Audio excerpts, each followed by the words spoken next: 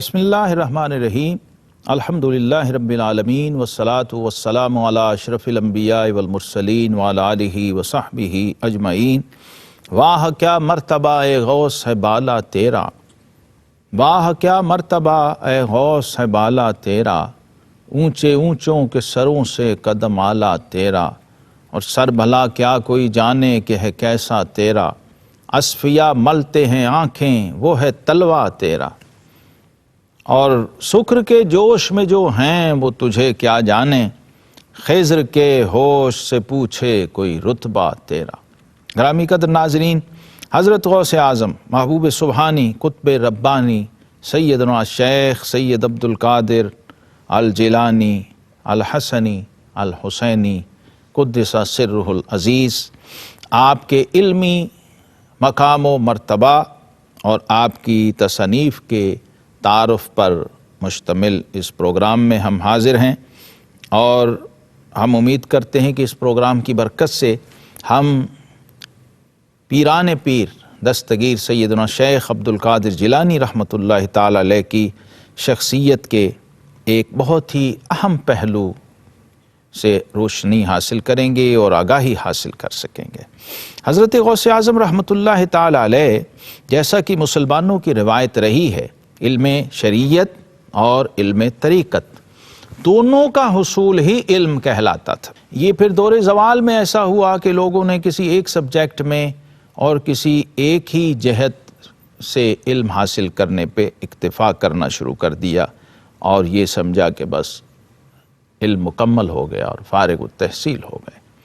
جبکہ ہماری مسلمانوں کی روایت یہ رہی ہے کہ ہمیشہ ہمارے بڑے اکابر یہ علم ظاہر اور علم باطن، علم تزکیہ و احسان کے ساتھ ساتھ علوم شریعت اور علوم ظاہر کی تکمیل و تحصیل فرمایا کرتے تھے۔ تو حضرت غوث اعظم رضی اللہ تعالیٰ عنہ تو وہ ہستی ہیں، وہ شخصیت ہیں کہ جو امام شریعت بھی ہیں اور امام طریقت بھی ہیں، اور اپنے وقت کے مجدد بھی ہیں۔ لہٰذا ایک ایسی جامع الکمال ہستی اور امام شریعت و طریقت کے لیے یہ ضروری تھا کہ وہ علوم ظاہر سے بھی آراستہ ہوں اور بتمام و کمال آراستہ ہوں، اور علوم باطن سے بھی پورے اہتمام کے ساتھ اور پورے التزام کے ساتھ آراستہ ہوں۔ لہٰذا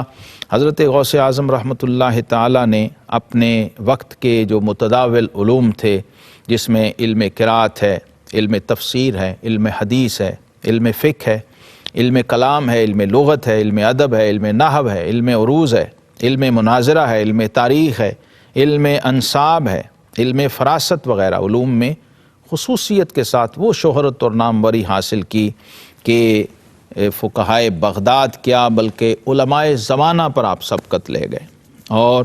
ان علوم کی سند تکمیل آپ نے ماہ ذوالحجہ 496 ہجری میں حاصل فرما لی تھی۔ اور اسی دوران آپ فرماتے ہیں کہ دور طالب علمی ہی میں بھی بغداد شریف، جب میں جامع نظامیہ بغداد میں پڑھتا تھا، تو اس وقت بھی جب طالب علم کھیل کود میں مشغول ہو جاتے ہیں، فراغت کے اوقات میں جاتے ہیں سیر و سیاحت کے لیے، تھوڑا گھومنے پھرنے، اپنی ریفریشمنٹ کے لیے، تو آپ فرماتے ہیں کہ میں اس وقت تلاش کیا کرتا تھا کہ بغداد شریف میں صوفیہ کرام اور اہل حال اولیاء کا حلقہ کہاں لگتا ہے۔ چنانچہ وہ کہتے ہیں کہ ایک سرکہ کی دکان تھی جہاں پر حضرت شیخ مسلم بن حماد بن مسلم دباس رحمۃ اللہ تعالی علیہ، عام طور پہ حماد دباس آپ کو کہا جاتا تھا، آپ کے پہلے شیخ طریقت بھی ہیں اور آپ کے مربی ہیں، جن سے آپ نے تربیت حاصل کی، زہد کی اور تقویٰ کی اور ذکر و فکر کی ابتدا وہاں پر باقاعدہ ہوئی۔ اسی جگہ پر ایک پردہ پڑا ہوتا اور اس کے پیچھے صوفیاء بغداد، اہل حال، اہل طریقت اور طالبان سلوک وہاں پر اپنے شیخ کے حلقہ میں حاضر ہوتے اور ذکر و فکر کی کیفیات ہوتی۔ تو آپ فرماتے ہیں کہ علوم باطنی کا آغاز میں نے باقاعدہ طور پہ وہاں سے کیا، اور ذکر کے حلقے میں کبھی ایسی بھی کیفیت ہو جاتی کہ جب شیخ کی روحانی توجہ پڑتی تو میری نکسیر پھوٹ جایا کرتی، ناک سے خون کا فوارہ ذکر کے حلقے میں پھوٹ جاتا کیفیات و جذبات کے غلبے میں۔ تو یہ ابتدا علوم طریقت کی تھی، لیکن علم شریعت اور علم ظاہر جو ہے ناظرین گرامی، یہ خود کوئی کم مجاہدہ نہیں ہے، بلکہ سیدنا بائی یزید بسطامی رحمۃ اللہ تعالی علیہ تو فرماتے ہیں کہ میں نے تمام تر مجاہدات میں جو سب سے سخت مجاہدہ دیکھا ہے وہ اپنے علم پر عمل کرنا، یہ نفس پہ بہت گراں گزرتا ہے۔ اور حضور داتا گنج بخش علی حجویری رحمۃ اللہ تعالی علیہ آپ فرمایا کرتے تھے کہ آپ نے کشف المحجوب میں لکھا ہے کہ انسانی نفس جو ہے یہ بنیادی طور پر علم دشمن ہے اور جہل پسند ہے، اس لیے آپ فرماتے ہیں کہ لم یتخذ اللہ ولیا جاہلا، اللہ نے کبھی کسی جاہل کو اپنا ولی نہیں بنایا، اور اگر غیر عالم کو اللہ نے ولایت دینی ہو تو اسے علم کا راستہ عطا فرما دیتا ہے، چونکہ قرآن نے یہی بتایا ہے کہ حل یستوی الذین یعلمون والذین لا یعلمون، کہ کیا جاننے والے اور نہ جاننے والے برابر ہو سکتے ہیں، علم والے اور بے علم برابر ہو سکتے ہیں؟ ہرگز نہیں۔ چنانچہ حضور غوث اعظم رحمۃ اللہ علیہ کے بہت ہی فنا کی حد تک چاہنے والے مرید حضرت سلطان العارفین سلطان باہو رحمۃ اللہ اسی لیے فرمایا کرتے تھے کہ علم و بات جے کرے فقیری کافر مرے دیوانہ ہوں۔ تو علم ظاہر بھی ضروری ہے اس راہ میں، علم باطن بھی ناگزیر ہے، علم شریعت کے بغیر بھی چارہ نہیں اور علم باطن کے بغیر بھی گزارا نہیں۔ لہٰذا آپ فرماتے ہیں کہ عین عالم شباب میں نے جب علوم ظاہری و باطنی کی تحصیل شروع کی تو بہت بڑے بڑے مجاہدے اور بہت بڑی بڑی تکلیفیں راستے میں آئیں، اس لیے کہ خود کو مشکوک چیزوں سے بچا کے رکھا، سوال سے بچا کے رکھا، مانگ کے نہیں کھایا، صدقہ خیرات کی روٹی نہیں کھائی ہے۔ اور آپ فرماتے ہیں کہ تحصیل علم کے دوران میرے اوپر ایسے دن بھی آئے کہ جب کبھی مجھے درختوں کے پتے اور سبزہ کھا کے گزارا کرنا پڑا کہ میں کسی مشکوک اور مشتبہ لقمے کو اپنے حلق سے نیچے نہ اتار لوں، کہیں کوئی ایسی روزی اور روٹی وہ میرے وجود کا حصہ نہ بن جائے جو مجھے میری منزل سے ہٹا دے۔ جیسے علامہ اقبال نے کہا کہ اے طائر لاہوتی اس رزق سے موت اچھی جس رزق سے آتی ہو پرواز میں کوتاہی۔ چنانچہ آپ فرماتے ہیں کہ ایک دن شدت جو اور شدت بھوک کے عالم میں جامع مسجد میں بیٹھا تھا تو اس دوران ایک شخص کو دیکھا، اس کے پاس ایک تازہ خوان تھا، تازہ کھانے کا، اس کے اندر فریش کھانا موجود تھا، لیکن آپ فرماتے ہیں جب اس نے اپنا دسترخوان کھولا اور وہ کھانے کے لیے بیٹھا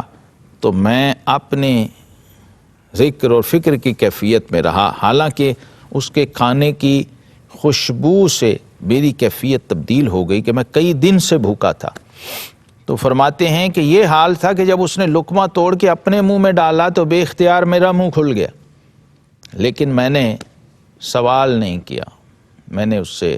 کھانا مانگا نہیں، بلکہ استقامت کی تصویر بنا رہا اور اپنے نفس کو ضبط کیا، اپنی کیفیت کو، یہاں تک کہ اس نے مجھے خود دعوت دی۔ ظاہر ہے مجھے جو والدہ نے خرچہ دیا تھا وہ ختم ہو چکا تھا، تو اب تائید غیبی یہ ہوئی کہ اس نوجوان نے جب کھانا شروع کیا تو مجھے بھی دعوت دی اور اپنے ساتھ شامل کیا کہ آپ بھی آئیں اور کھانا کھائیں۔ تو آپ فرماتے ہیں کہ میں نے انکار کیا، لیکن اس کے اصرار پر میں اس کے ساتھ شامل ہوا تو اس شخص نے مجھے کہا کہ آپ مجھے طالب علم لگتے ہیں، میں بھی ایک نوجوان کی تلاش میں ہوں، تو شاید آپ کے ذریعے میں اس تک پہنچ سکوں، اس کی تلاش میں آپ میری مدد کیجئے۔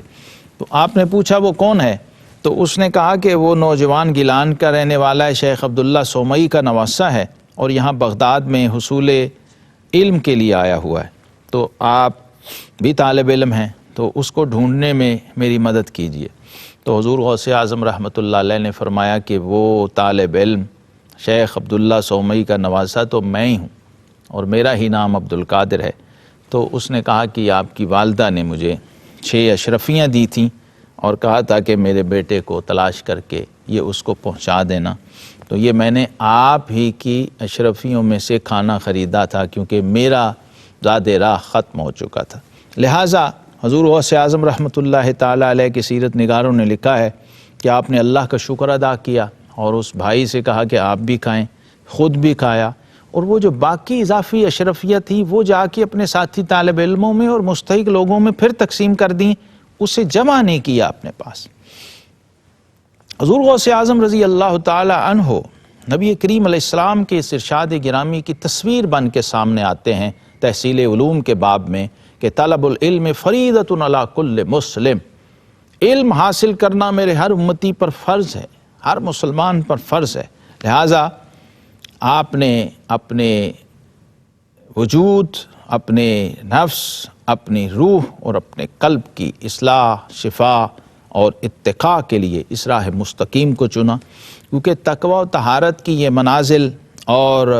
شریعت و طریقت اور معرفت و حقیقت کا یہ رستہ علم کی روشنی اور نور کے بغیر طے نہیں ہو سکتا۔ لہٰذا علم شریعت اور علم طریقت کی طلب میں آپ نکلے۔ حضرت شیخ حماد دباس رحمۃ اللہ تعالی علیہ اس زمانے میں بہت بڑی ہستی اور شخصیت تھے، ان سے آپ نے تربیت لی، اور آپ فرماتے ہیں کہ ایک بار میرے شیخ میری تربیت فرماتے ہوئے رات کو سردی میں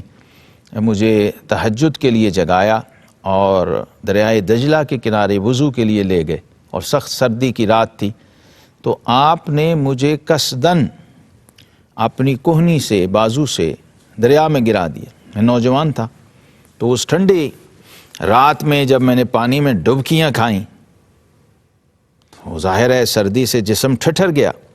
اور بڑی تکلیف بھی پہنچی، اور بڑی مشکل میں تیر کے پھر باہر آیا، اور شیخ نے مجھے بتایا کہ بیٹا ایسا ہو سکتا ہے تم نوجوان ہو ابھی، اور ابھی تم مجرد ہو، تو ایسا ہو سکتا ہے کہ کہیں رات کو تمہیں غسل کی ضرورت پیش آ جائے اور رات ٹھنڈی ہو، تو تمہارا نفس تمہیں وضو اور غسل سے روک کے نہ، اس لیے تمہاری تربیت کے لیے تمہیں دریا میں پھینکا ہے۔ تو حضور غوث اعظم رحمۃ اللہ علیہ ان مراحل سے گزرتے ہوئے تقریباً 25 سال علم ظاہر اور علم باطن اور پھر بیابانوں میں اور مجاہدات اور ریاضت کے مراحل سے گزرتے ہوئے 52 سال کی عمر میں آپ میدان عمل میں اترے ہیں۔ تو آپ فرماتے ہیں کہ مجاہدات، ریاضات اتنی تھیں اور کسی کو پتہ نہیں تھا کہ میں حسنی حسینی ہوں، میں شیخ عبد القادر جیلانی ہوں۔ ایک برج میں 1 سال رہا، پھر دوسرے سال رہا، لوگوں نے اس کا نام برج اجمی رکھا ہوا تھا اور مجھے اجمی دیوانہ کہتے تھے۔ اس طرح بے سر و سامانی میں،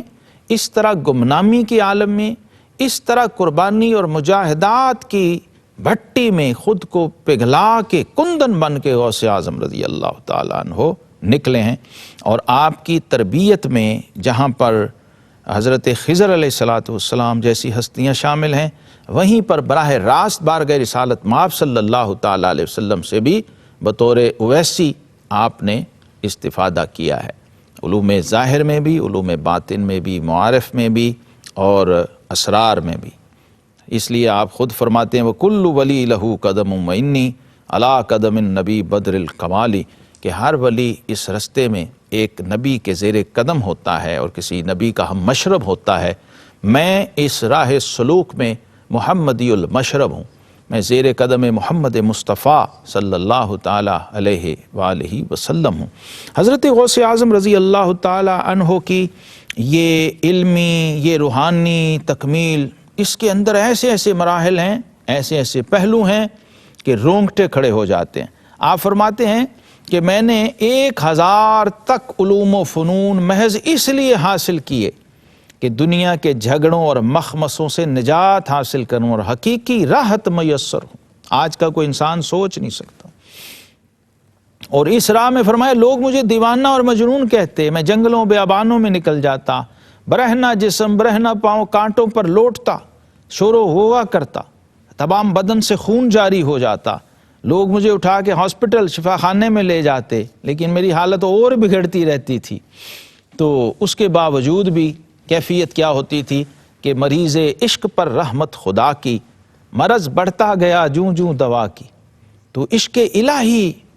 کے رستے میں، اس دشت و بیابان میں، یہ حسنی حسینی شہزادہ، یہ ماں کے پیٹ سے ولی پیدا ہونے والا مادر ذات صاحب ولایت،